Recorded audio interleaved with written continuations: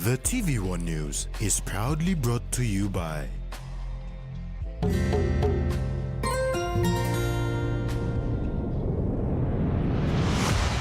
BSP, our bank, our people.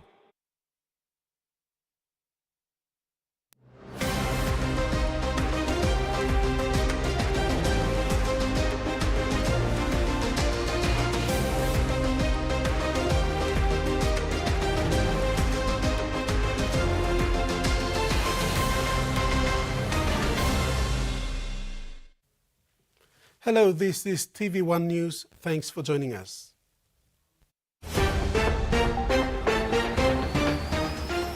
In this edition, Ainong raided and destroyed by armed men.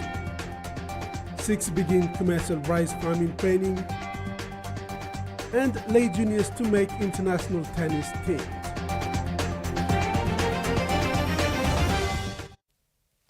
Pacific Island member nations are great stewards of ocean resources with minimal carbon footprints on planet Earth. Prime Minister James Marape made these remarks when speaking today at the Lumi Together for delivering SDG 14.4 Achieving Sustainable Fisheries Conference's a high-level East New Britain initiative session in Honiara, Solomon Islands. A week-long fisheries summit attended by Pacific Island leaders is underway in Honiara, Solomon Islands. The conference started on Monday 24th with discussions to be held until February 27th. Prime Minister James Marape, when arriving in Honiara this morning, was given a traditional honor by the Premier of Guadalcanal Province of the Solomon Islands, Vili Atu. Marape, when addressing the leaders at the Friendship Hall, told them that Pacific Island nation member countries have been stewards of our oceans, yet are victims of climate change, including global temperature rises, which is born from industrialization. We are a big ocean nation. Whilst we're a small island state, we are a big ocean nation, and I rally the consciousness of every Pacific Island leaders to rise up and fight for our resources. Let us not be lectured on sustainable development. We are practitioners of sustainable development. It is time, all of you are partners on the table. China, Australia, our own Australia, you help us, I want to say thank you. USA, Japan, Philippines, Indonesia, Thailand, stop your illegal fisheries in our waters. Stop it. Hello, any Pacific Islanders listening out there? Stop illegal fishing by these illegal fishers who come out from these nations, because they exacerbate unsustainable fisheries in our waters. He further called on big industrialized nations like the USA, China, Australia, and Europe to help Pacific Island nations and stop fishing illegally in Pacific waters. My Pacific people practice sustainable fisheries for millennium of years. Is that okay?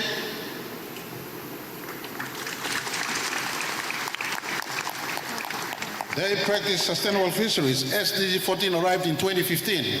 As we march to 2030, I wonder how many SDGs all nations on the face of the planet, especially the big polluters, the big holders of carbon footprint, USA, China, Japan, India, Europe, all of you are partners sitting here with us. You have caused sea level rise, not my Pacific. And if there is any sense of morality left in you, take this message back to your countries. The ocean, a big asset of planet Earth, that is a carbon sink, that is a supermarket, that is a superhighway for all your ship and submarines. Needs help. And in the context of fisheries, please assist us. Assist us with technology to stop illegal fishing. That is depleting our fish. The UMI together for delivering SDG 14.4 Achieving Sustainable Fisheries Conference, a high-level East New Britain initiative session saw fisheries ministers from Papua New Guinea, the Marshall Islands, and the Federated States of Micronesia sign a world-leading tripartite commitment to grow sustainable tuna markets. The newly inked Strategic Implementation MOU provides an innovative 100 by 100 framework setting targets for the sustainable management of the 7.5 million square kilometers represented by the tripartite EEZs. The MOU commits the tripartite members to support each other's primary processing efforts, ensuring more revenues from the global tuna value chain remain in the region. Freddie Moe, TVWAN News. The Mining Bill 2025 was launched today. This marked the final leg of the stakeholders' feedback before its introduction to the National Parliament for enactment. MD for Komul. For 33 years, stakeholders in the PNG mining industry have been operating on the legislation, which is the Mining Act 1992, and 15 years of consultation for the development of the Mining Bill 2025. Minister for Mining, Wake Goy, said 15 years was enough, and it is time to go to Parliament and act on it. He said all must contribute to the legislation, must be analysed well before tabled in Parliament. However, before we proceed to Parliament, we are giving all stakeholders, the mining industry, landowners, the public, an opportunity to review the draft Mining Bill 2025 and provide your feedback. This is an essential step in ensuring that the law is robust, transparent, and reflect the interest of all Papua New Guineans, the industry, and all stakeholders, and the landowners, so that we will carefully consider every comments and suggestions made before we finalize the bill for enactment.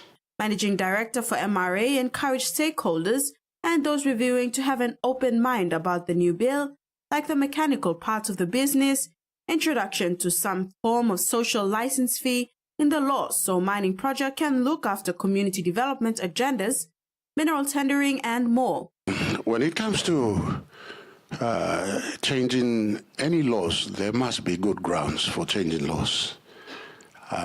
When we start changing laws frequently, the nation would be deemed as unstable, and the investment climate will shift into an unattractive destination.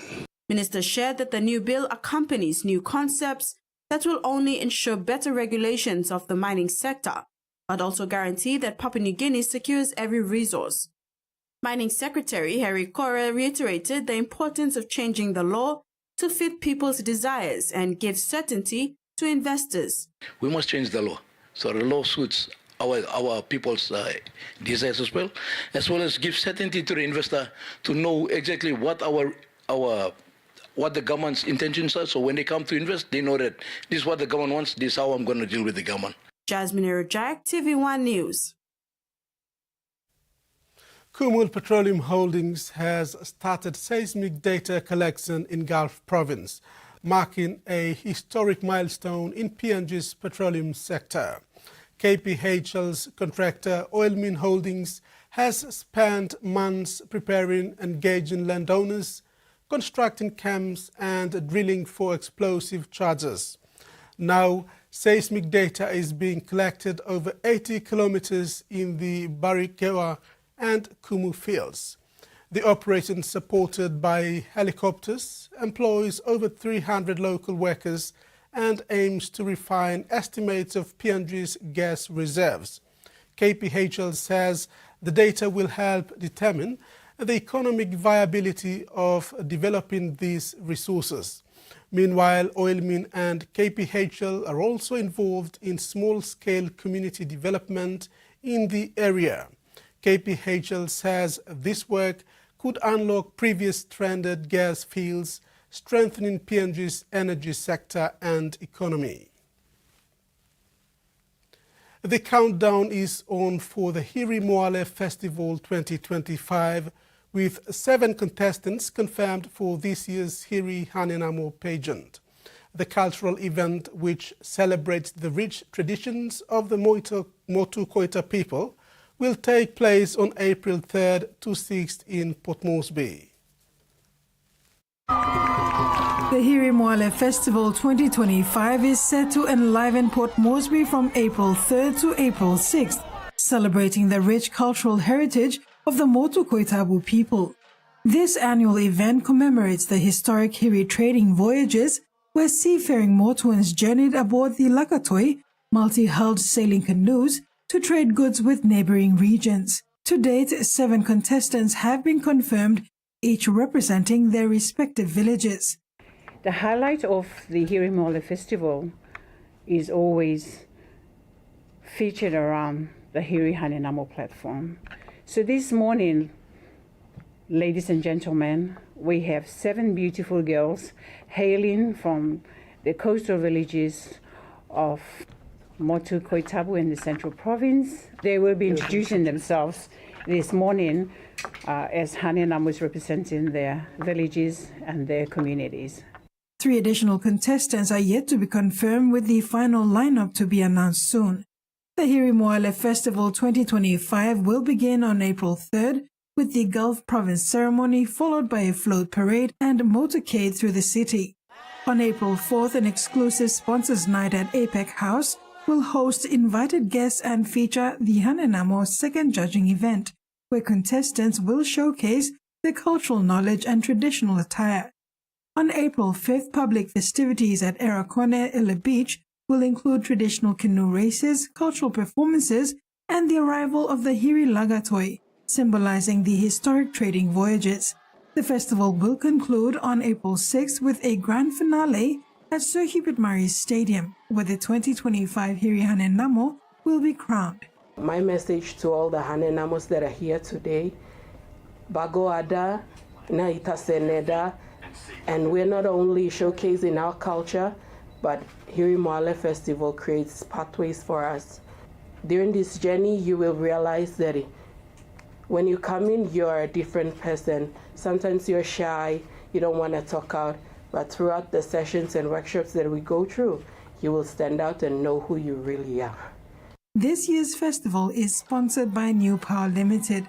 New Power support includes funding the construction of a traditional Lakatoi by Lele village, a centerpiece of the festival celebrations.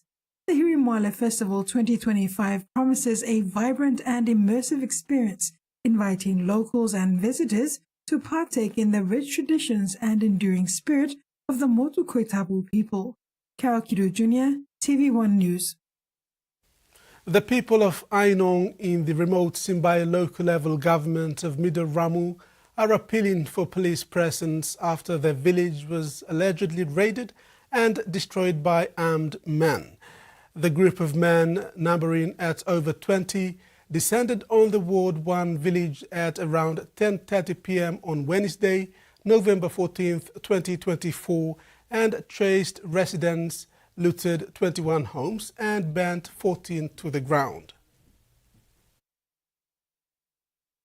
While it has been 3 months since the destruction of Ainong, the Ward 1 residents of Simbai LLG in Medang Province are unable to return and rebuild their homes as the group of armed men from Womuk village are still threatening them. Kovon community leader Morrison Wiam believes that the attack was in retaliation to the community, reporting the men from Womuk for producing homebrew, gambling, and disrupting the community, especially during a coffee show that was hosted on November 2nd, 2024. During the November 2nd coffee show, the residents saw drunkards chasing people, so they reported to Medang Police, including the Middle Ramu District Development Authority. On November 4th, 2024, 3 policemen from Medang arrived with the district administrator, Middle Ramu, Suklingi. The team ordered out the producers and suppliers of drugs and homebrew with their equipment. Locals were told to identify the suspects, who surrendered only a portion of their homebrew production equipment. 12 days later, after the 3 policemen and Middle Ramu's district administrator had left for Medang, the group of men raided the village, breaking into homes, looting properties, chasing villagers, and burning down 14 houses. Currently, over 200 men, women, and children have been displaced and are seeking refuge at the Anglican Church. The community is appealing to its elected leaders, especially the member for Middle Ramu District and Governor of Medang, to work with their village court officials and community leaders to deploy more manpower to strengthen law and order at Ainong and Middle Ramu. Kamla Gware, TV1 News. This is TV1 News. After the break, changing lives for women and girls and rice farmers commence training.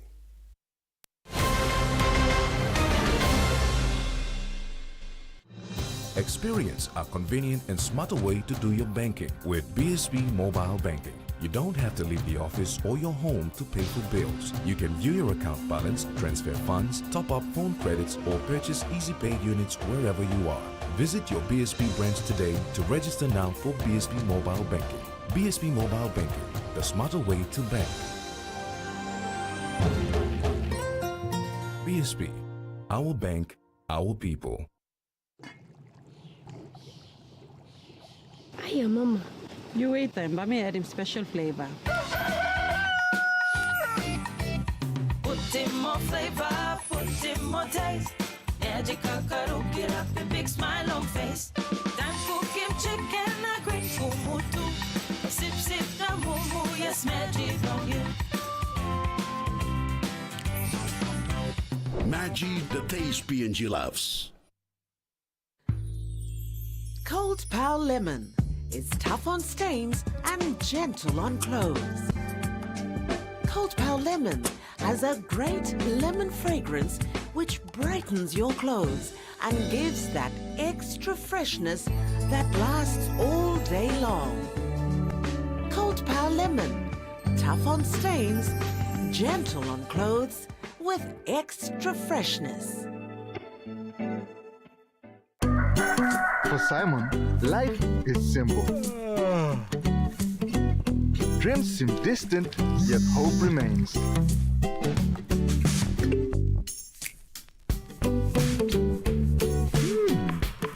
One ticket, one dream. Simon's world changed forever. Yes! From small dreams to big possibilities. The One-Top Jackpot is here for everyone. Win big every day. Meet the bank for everyone, everywhere. As People's Microbank, we were proud to be a bank for the people. Now as National Banking Corporation, we are bringing modern banking to all in Papua New Guinea. With more branches and our friendly staff ready to assist you in more places, we are making money matters simple and fair. So wherever you are, however you say it, say hello better banking. Learn more at nbcpng.com.pg. I really appreciate you and Dad taking us in. I am so glad that UNCC are here. And Georgie. Nice of the kid to make breakfast. This is where you say, thank you, Georgie. That ain't necessary. See, that ain't necessary. Got the baby down. Listen to her snore. You want to fool around? Y'all left this on the coffee table. Georgie and Mandy's First Marriage, Fridays 8:35 p.m. on Warner TV. Evil is on board this ship. This beast, it needs blood. Sits everywhere. I want to kill the cursed thing. Kill it. We can't even find it. Where the bloody hell is it? The last voyage of the Demeter.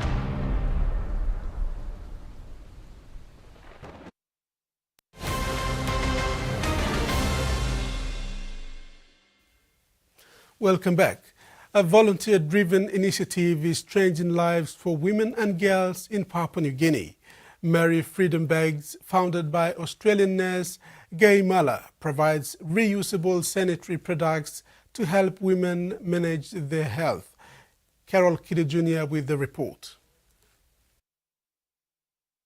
Mary Freedom Bags project, founded by Australian nurse Gay Moale, provides reusable sanitary kits and vital health education to communities in need. But now the initiative is expanding, not only to support women and girls, but also to include men. For many girls in Papua New Guinea, managing their monthly periods mean missing school due to a lack of access to basic hygiene products. In some villages, cultural stigma around menstruation isolates women from daily life. But Mary Freedom Bags is working to change that. For me personally, with a nursing background, I saw the need for girls not being able to get to school. When I was serving on the YWAN ship as a clinician, I saw that women were ostracised from the village when they had their periods, and that it was something that really affected their dignity. There was a lot of shame and taboo, and I just felt that in this day and age, that's so wrong. Since 2019, volunteers in southeast Queensland have been sewing and donating these reusable sanitary kits to communities across PNG. But now the initiative is expanding its focus, not just for young girls, but also for older women dealing with incontinence issues. And then just recently, the idea has come, Dame Carol Kidu, who's sponsoring us to use her facility for this training, has asked would I consider helping men to make continence pads for men because the need is so great. So it's actually opened up another niche for Mary Freedom to move into making continence pads for women, and still that relates under Mary Freedom. And maybe we have to talk about man freedom if it's going to cover man pads and man bags. Recognizing that menstrual health is a community issue, the program is now involving men as well. A recent training session at Tarama Beach saw both men and women learning how to sew these essential kits, some making continence pads for men facing health challenges. We're going to be checking blood pressures because I am aware that hypertension and diabetes, etc., cardiovascular disease is an issue. So beyond sewing and distribution, the initiative is also focusing on broader health concerns in the community. This week alone, Mary Freedom Bags aims to distribute 60 kits to women in need. But for Moale and her team, the goal isn't just about giving out bags, it's about education, sustainability, and empowering communities to create their own solutions. A simple bag, but one that restores dignity, confidence, and opportunity for women and girls, and now even men across Papua New Guinea. Carol Kiddo Jr., TV1 News. Senior staff from the National Capital District Provincial Health Authority convened for its second meeting to review the draft of the 2025 to 2030 Strategic Health Service Plan on Friday, 21st February 2025. Key officials gathered at the Port Moresby Archdiocese to further refine the 5-year strategic plan, which will guide the development and delivery of health services in Port Moresby over the next 5 years. NCDPHA Acting CEO Dr. Robin Oge commended the participants for their efforts in compiling this critical document.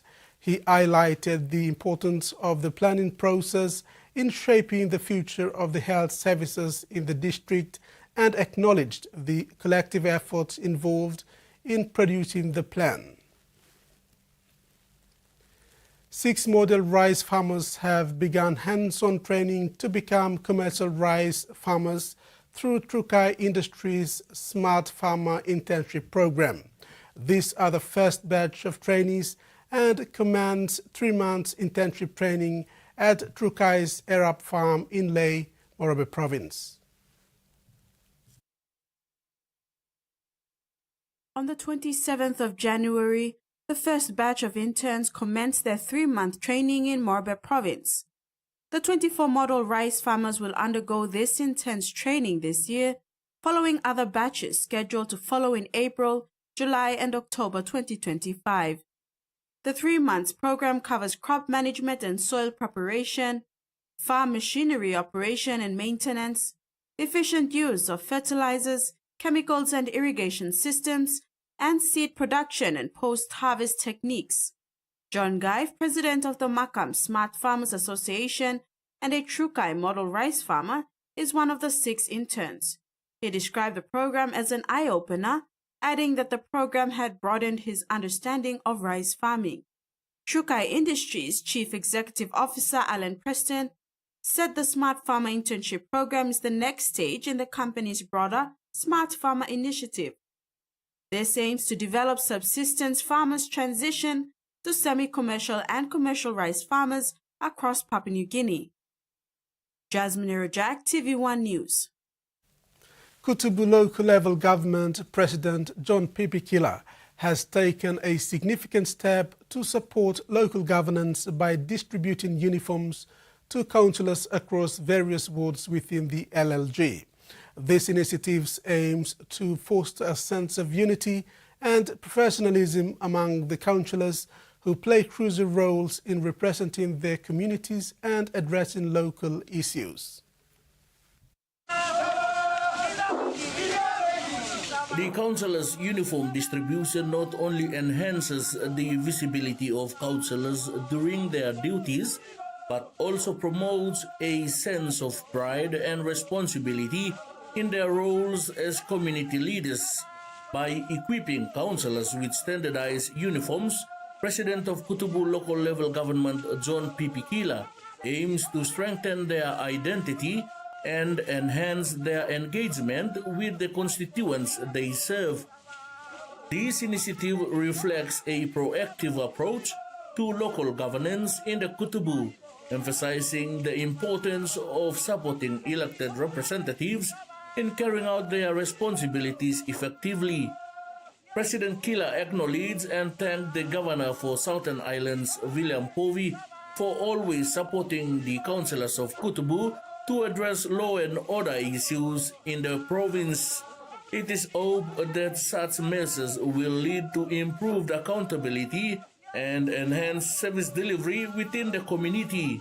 Meantime, President Kila will also launch the accommodation for 21 reserve police personnel at Pimaga Station as well when distributing the uniforms for the councillors. Freddie Moale, TV1 News. 18 council wards from 3 different districts in Marape and Medang provinces have put together draft of their integrated ward development plans that capture key priority areas within the government's framework to enable fundings to trickle down to their constituencies from infrastructure and service delivery. Each ward councillor is grateful to local NGO Tree Kangaroo Conservation Program for facilitating this workshop. TKCP provided this assistance under its financial literacy program. During the process, it was able to align its conservation plans with that of the government's in the Word Development Plan draft for use LLG in Morabe's Kabum district where it is set up.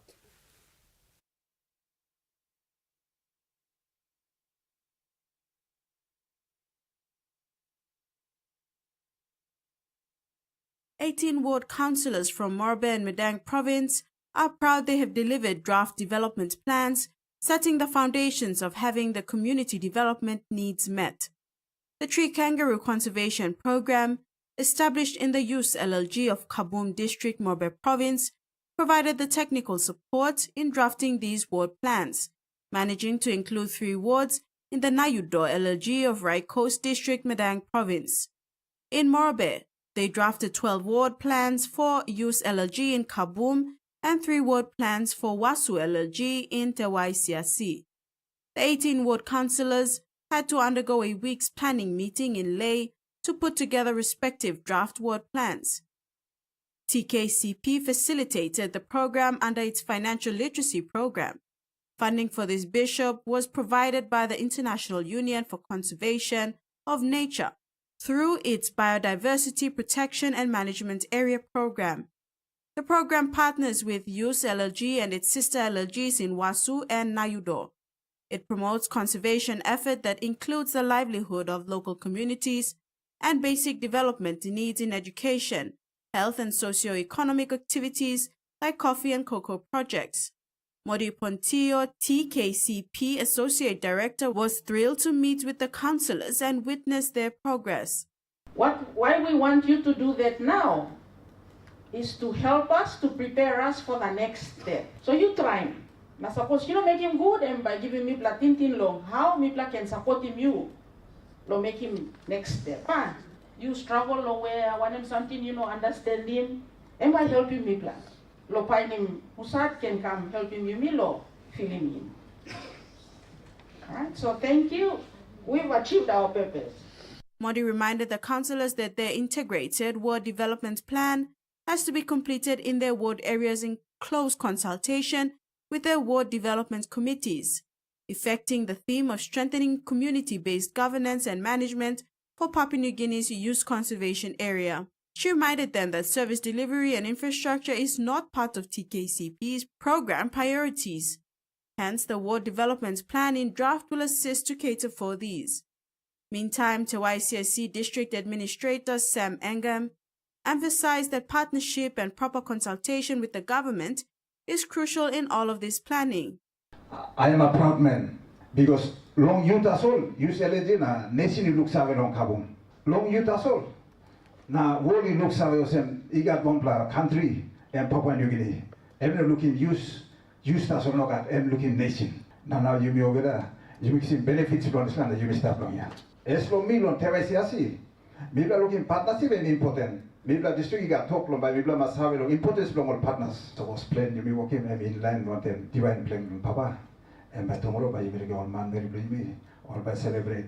In support of this government and NGO partnership, Nayudo LG President Senuka Kaku pledged 15,000 kina to the Tree Kangaroo Conservation Program to support the development of community-based organization, including the 3 wards of Upper Nankina in Nayudo, and into the youth conservation area. Jasmine Irajak, TVWAN News. And now the finance news. The kina closed unchanged at $0.2487 in the interbank market.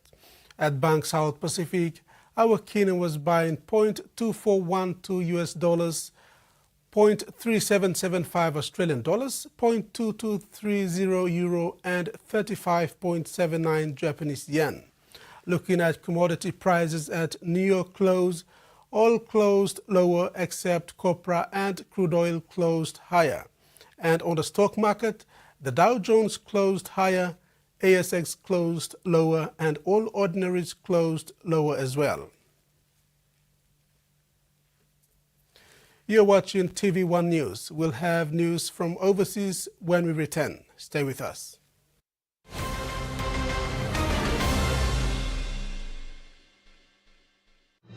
Experience a convenient and smarter way to do your banking with BSB Mobile Banking. You don't have to leave the office or your home to pay for bills. You can view your account balance, transfer funds, top up phone credits, or purchase Easy Pay units wherever you are. Visit your BSB branch today to register now for BSB Mobile Banking. BSB Mobile Banking, the smarter way to bank. BSB, our bank, our people. A true champion is measured by their courage, their determination, and their passion to never give up and to always keep trying. With a delicious Milo in milk taste and added nutrients, Milo in milk is a great way to fuel our little champions with nourishing energy every day. Because true champions give it their all. Milo, PNG and Mia. I'm PNG made. How would you describe your mother? My mom is beautiful. She is strong like the woman. I love my mom because she always takes care of me. My mom, she's so patient and loving. I feel she's always around. Caring. She works so hard and always wants the best for me. She's soft like her love. My mom is everything, and I don't know what I'd do without her. Softland, fragrance of a mother's love. Digicel Business. We help grow your business with secure, reliable and cost-effective ICT solutions. We will manage your technology so you can power your vision for your business with the best solutions to offer. Accelerate your business growth with Digicel Business Cloud Solutions with cloud platform services, disaster recovery as a service and backup as a service. Talk to our cloud solutions experts today. Digicel Business. Better solutions for better business. This crew know their cars. And we're going to show you how to make any old beater look way better. How to drive them. Get it, Steve! And how to have a good time doing it. We're going to do it, bro. So strap in. Oh, man, we're so pumped. And come along for the ride. Sounds like fun. Roadkill Garage starts Monday 9:30 on Turbo.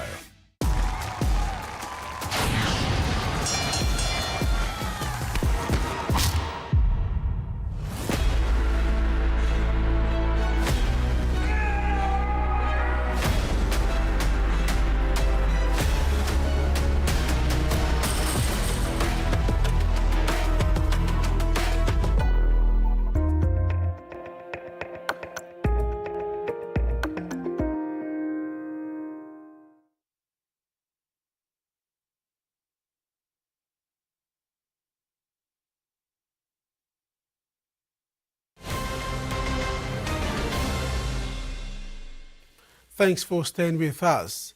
The Victorian government has unveiled ambitious new goals for the state's public schools. The new benchmarks will aim to boost reading and numeracy scores and increase school attendance rates by 2027.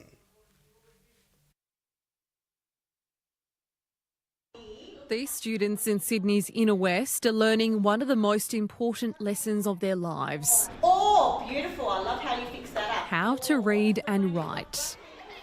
Now, new performance goals measuring their progress have been released. By 2027, it's hoped the number of students finishing Year 12 will rise to 74%, up from 70.5% in 2022. The state government wants to boost the number of school leavers going into higher education from 88.1% to 92%. And the attendance rate goal is 88.8%, an increase of 1% from 2023. I can't think of a more important job for government than lifting student outcomes in our public schools. We owe that to every single one of our students. Okay, tick your vowel. The targets are based on 2 years of NAPLAN results and will strive to increase numeracy and literacy scores by several points. We want to see this improve. In fact, as a society, we need to see this improve. The government also plans to convert thousands of casual teaching jobs into permanent roles. Confidence in public education has been falling in recent years, with the latest NAPLAN results showing 1/3 of students failing to meet national numeracy and literacy standards. The government is hoping these ambitious targets will change that. Advocates are concerned about a lack of funding, with New South Wales one of 2 states yet to sign the National School Reform Agreement. What is missing is the necessary funding in order to provide the resources and staffing to meet the needs of all students, not just some. Let's go. Sure, let's stretch it out. Shaping tomorrow's minds, one lesson at a time. A Belgian shepherd who went from pound puppy to decorated combat veteran has been honoured with a new award for distinguished military service. Mannix served 6 years in the Australian Defence Force, including tours in the Middle East. His handlers and carers hoping the national recognition will raise awareness of the limited support military dogs receive when they retire.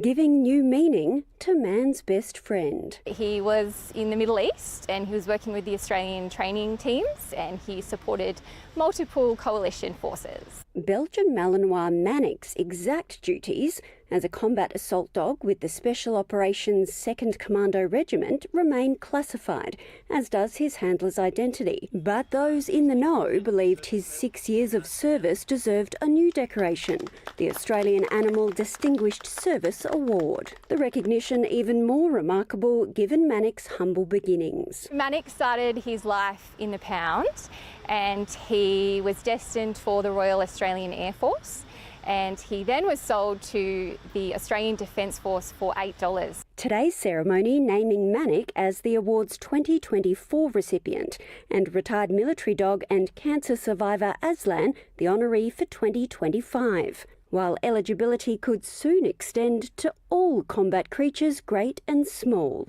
In civilian retirement, Manic is a familiar furry face at Anzac Day commemorations and two up. He is the most incredibly cuddly and affectionate dog that I've ever seen. You would never know that he was on the battlefield. Both dogs enjoy honorary RSL membership in Sydney, helping to cover ongoing veterinarian and care costs, but not all service dogs are so lucky. So Manic and Aslan are raising awareness of the limited support military working dogs receive when they retire. The Australian Defence Force's duty of care ends when the dog retires, so the costs associated with their ongoing care sits with the family that takes them in. Now that's a good boy.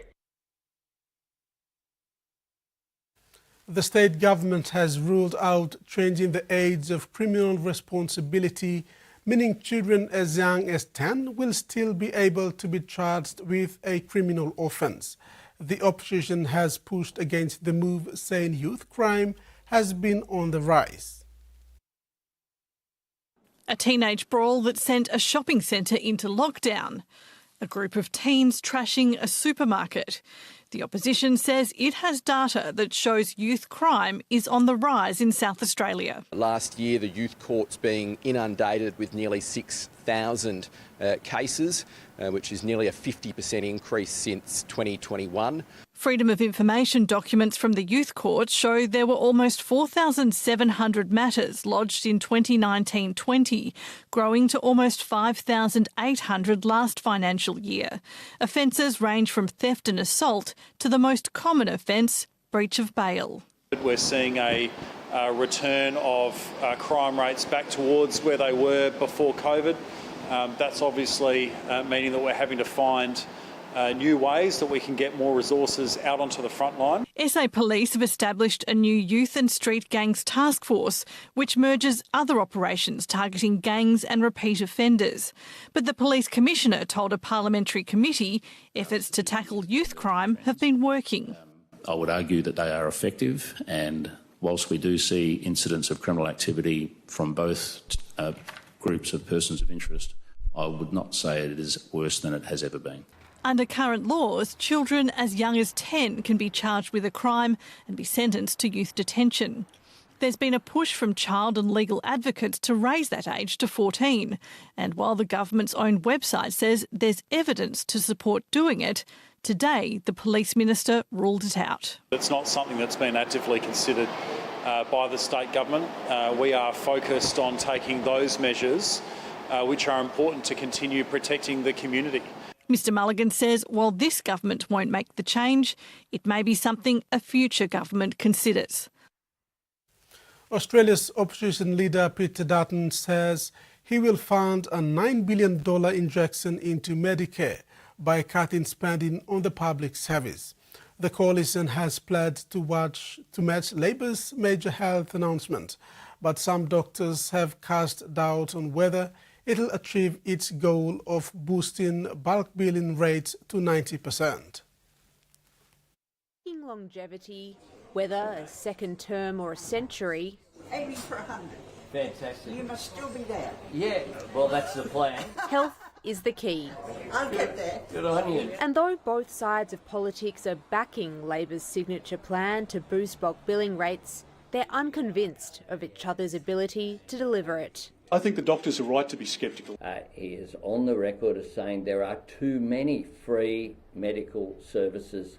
The government says 5,000 practices will be better off and 9 out of 10 patient appointments will be bulk billed by 2030. We're very confident that we will reach it. But the coalition is reluctant to commit to that target when GPs are already being squeezed. Most general practices are small businesses and they're feeling the same sort of cost pressures. With these rebates, they're incentives, so they're tied to the bulk billing itself, and so that funding doesn't actually contribute towards the cost of a standard appointment. And some doctors suggest the money would be better spent on lifting the Medicare rebate for appointments that aren't bulk billed. To bulk bill, we would be seeing patients about twice as often. You wouldn't get the same GP all the time and be very much churn and burn. Whether the plan achieves its targets is one question. The other is how this policy, projected to cost taxpayers an additional $2.4 billion a year by the end of the decade, is paid for. It's a lot of money, but we've identified, as you know, scaling back of the public service. What we did was work through our cabinet, through our ERC, put funding into the mid-year economic forecast in advance. What we saw from the opposition yesterday was just pure politics. And there'll be much more of that from both sides before the election is through. You're watching TVWAN News. Later in sports, Lay Tennis Lords Juniors and Hurricanes takes Zayanzil Cup.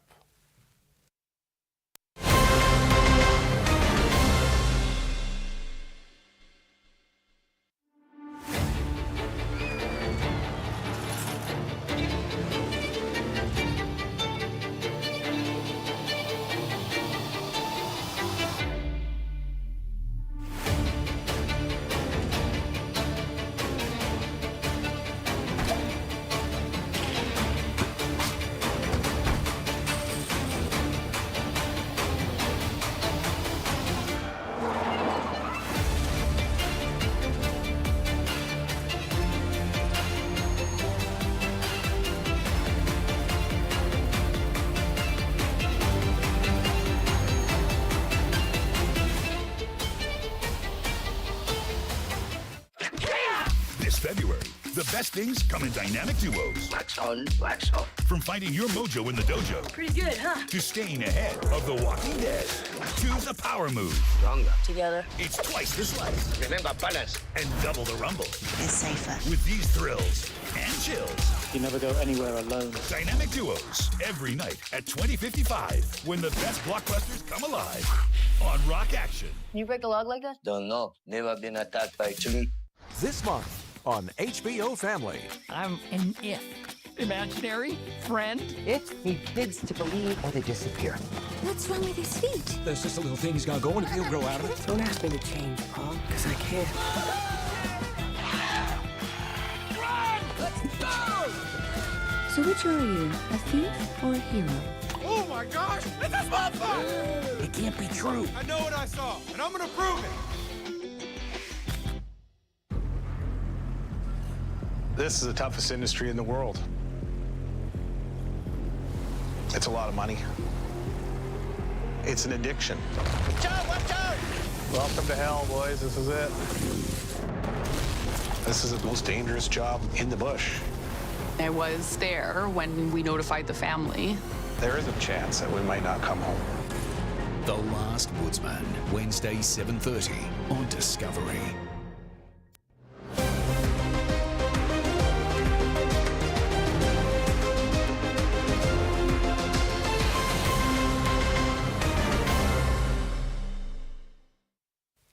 Welcome back. Junior tennis players from Lay Tennis Club, Macklin Meninga and Irene Jos are set to make their international stint when they represent PNG and the West Pacific Regional Team at the 2025 Pacific Oceania Junior Championships to be held in Lautoka, Fiji from April 2nd to 12th. Macklin Meninga and Irene Jos are among 13 PNG junior tennis players qualified for West Pacific Oceania Junior Championships. Their selection follows their top performance at the recently concluded 2025 West Pacific Regional Championships in Fiji early this month. Meninga and Jos were among 3 Lay-based junior tennis players who participated at the West Pacific Regional Championship. Meninga finished under 12 girls division on top while Jos outclassed her opponents in the under-16 girls division. Manica joins Port Moresby-based Alani Smith and Imelda Ragu in the under-12 girls division, while Jos joins PNG junior champion Kolita Hakena in the under-16 girls division. Thomas Hayun of Port Moresby is the only male junior selected in this division. 2 junior boys and 2 junior girls have also been selected for the under-14 division. A total of 13 juniors have been selected in under-12, under-14 and under-16 divisions. They will become part of West Pacific regional team challenging the juniors from the East Pacific countries, Samoa, American Samoa, Tahiti, Cook Islands, Tonga, and North Pacific countries, Federated States of Micronesia, Guam, Nauru, Palau, and Northern Mariana Islands. The inaugural Zion Zil Rugby League Nines tournament held in Monday's Northwest Electorate reached a thrilling conclusion with the grand final held on Sunday at the Kone Tigers Oval. Arima Hurricanes were crowned champions following an equally strong contest against University Spartans. Hurricanes secured victory 6 points to 4 at full time. Going into the tournament as underdogs, Arima Hurricanes were over the moon, picking up the coveted Zion Zil Cup and a cash prize of 5,000 kina. The Spartans took home 3,000 as the runners-up. From the 32 teams that participated in the Nines tournament, Hurricanes and Spartans stood out to make the elimination playoffs and set the stage for an exciting grand final. Spartans, made up of medical students from the University of Papua New Guinea, showed resilience against their worthy contender. Hurricanes, mostly youths from the Mambu settlement in Arima. Under heavy and muddy playing surface, points were at a premium as both teams struggled for territory and to complete their set plays. Arima took an early lead 6-0 before Spartans fought their way back, but ill discipline with the ball let them down. Perseverance finally paid off with a late try to trail 4-6. With time running out, Arima held on to win the cup 6-4 at full time. Arima captain Mike Nelson said the boys did not expect to make the final, but was happy for the effort, especially the discipline and attitude.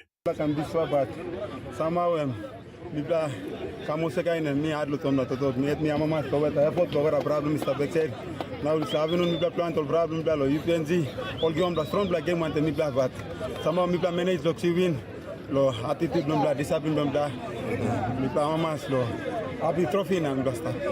Sime mi pla visita team lo Arima mi pla kan take west to mostly northwest all game open invitation lo mi pla ora mangi lo street la Arima inside lo Mambu street. Mi pla kam no garam bla outside mangi mi pla kam na. Mi pla kam play o sekain. Now mi pla almost to go again. First of all thank you lo sponsor on young pla mangi at one kan mangi so mi pla Raymond undia kam registering team na to boy sibla sta natin no street na ibla kaya boy na sunguk na drink beer na disla kay na ibla quit na ibla kam na I think it's time no play na ibla change so ibla all boys to youth ibla team on mangilo youth sa ibla ka play sem na ibla ka mo sem ibla mama straight to ibla win na ibla sisamba santi na go again. Zion Zil board chair Michael Komo commended all the teams for their dedication and exemplary sportsmanship in contributing to the tournament's success. Zion Zil is committed to supporting community sports, which fosters good discipline and character while providing opportunities to pursue rugby league aspirations. Terry Longwood, TVWAN Sports. Rising female rugby league prospect Ukere Sabume from Eastern Highlands Province is dedicated to representing her province and country in PNG Orchids colours one day.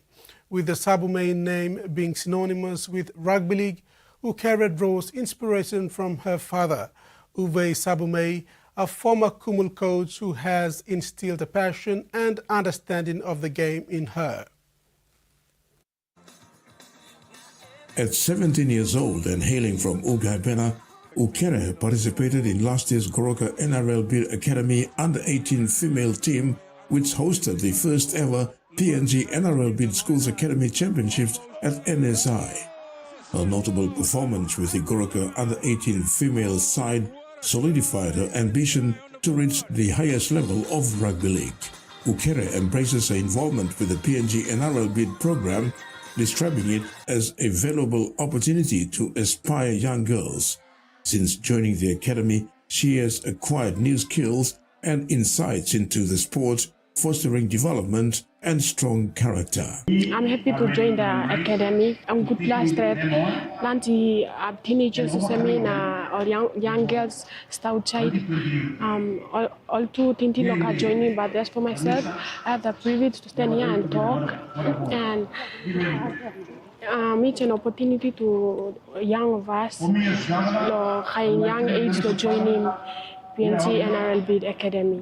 Having relocated to Port Moresby to pursue her studies at the Caritas Technical Girls Secondary School, Ukere is learning to balance her academics while remaining committed to her rugby league goals.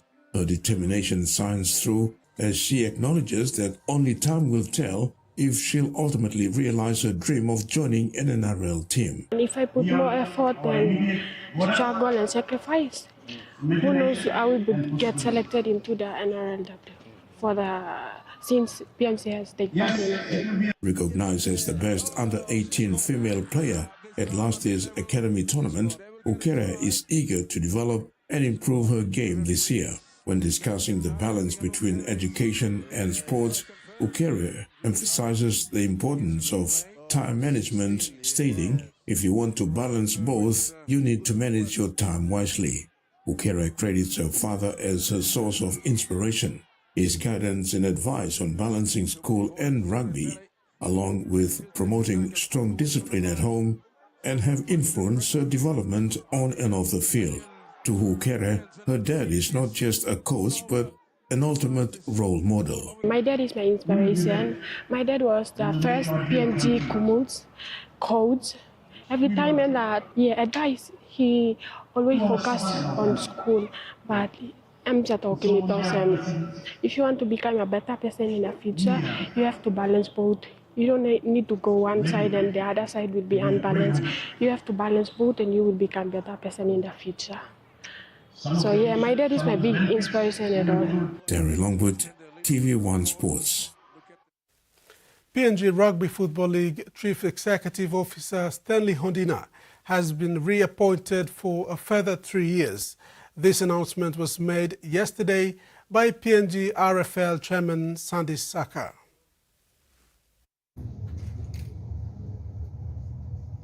Stanley Honiara's reappointment as CEO of PNG Rugby Football League was effective as of 17th February 2025, after the PNG RFL's board review. This was a show of confidence in Honiara's leadership. The PNG RFL chairman Sandy Saka, when making the announcement, said the PNG RFL under Honiara's leadership has made significant achievements in the last 3 years. The PNG RFL has witnessed successful PNG NRL bid, revival of participation in sports, and affiliations since COVID-19, amongst others.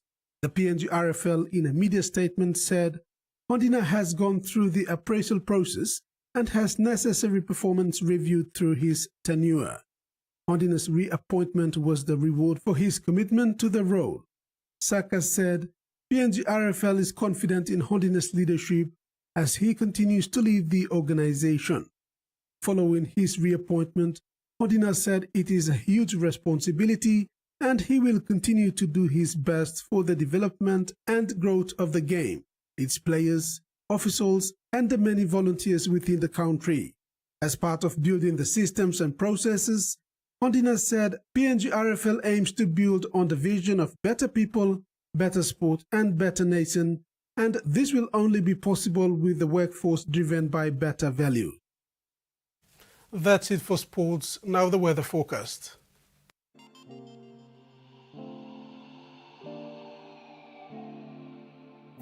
In regional forecast, southern region, scattered showers and isolated thunderstorms with areas of rain, with areas of heavy rain.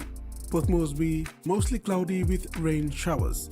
Moale region, isolated showers and thunderstorms with areas of rain. Lae partly cloudy with chances of few showers, Madang and Vanimo.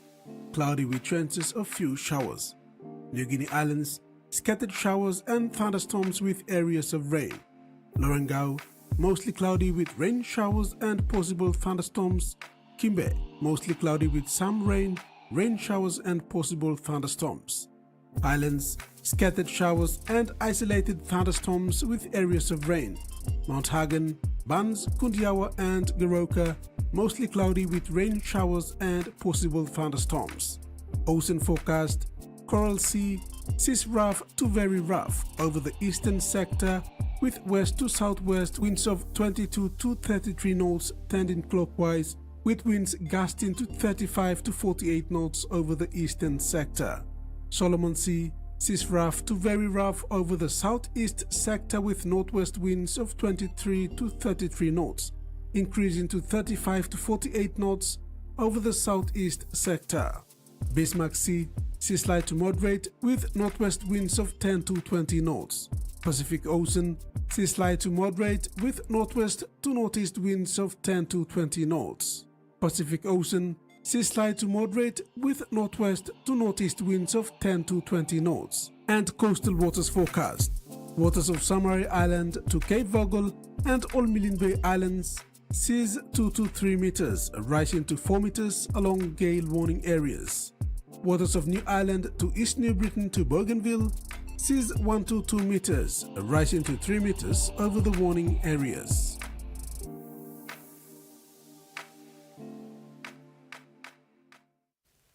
And that ends the news tonight. Thanks for your company. Good night.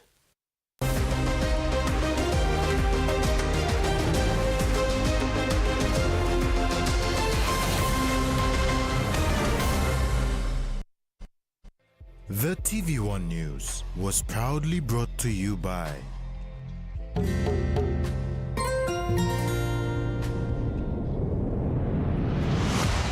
BSP, our bank, our people.